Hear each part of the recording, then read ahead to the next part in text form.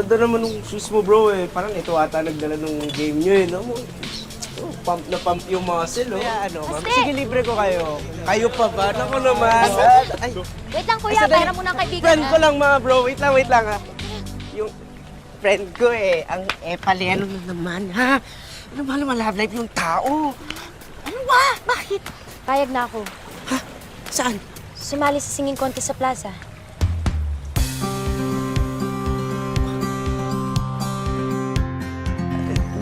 Bakit? Bakit bigla nag-change yung mood mo, ha? Ano nangyari? Si Papsi, naisanla niya na yung motor niya at kailangan namin mabawi yun. Yung mapapanalunan doon, malaking tulong yun, Bash. Eh, paano pag nalaman ni Tita Minchi? Lagot tayo doon, te. Di naman niya malalaman kasi secret natin, di ba? Kahit kay Papsi, tatago ko to. Tingin mo, kaya natin itago sa kanila.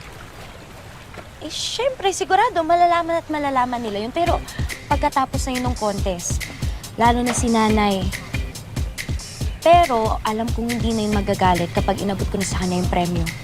Sabi din ni Papsi Bash na gamitin ko sa tama yung talento ko. Kaya yun na yung pagkakataon na yun. Bebe ko, ngayon yung opening ng bagong bar ni Charissa Mandaluyong. Eh, nakakahiya naman kung hindi natin siya susuportahan. Maiintindihan niyo yun kung hindi tayo makakarating eh. Sa pa wala tayong imbitasyon. Bebe ko naman, inimbitahan lahat ng mga empleyado ng bar, lalong-lalo na yung mga naka-off ngayon. Eh kung wala lang nga akong trabaho, eh pupunta ako dun. Hindi ako kailangan doon. Hoy, ano ka ba naman? Kaibigan natin si Charis. Ang dami ng tulong na binigay sa atin ng tao. Mano ba naman magbigay ka ng konting oras para lang magpakita ng suporta sa kanya? Ay, kung gusto mo, isama mo yan si Jenny.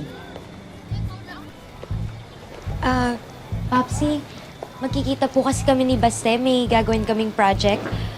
Pasabi na lang po kay Tita Charis na bawi po ako next time, ha? Oh, edi wag mo isama si Jenny. Si Sally na lang isama mo. Para naman meron kang kasama doon. Sige na. Huwag kang mag-alala. Pag natapos ako na maaga, hahabol ako sa inyo. Sige. Ayan. Pero hindi ako magtatagal ah. Oo. O sige, sige. Mag-aayos na ako. Kita na lang tayo doon, ha?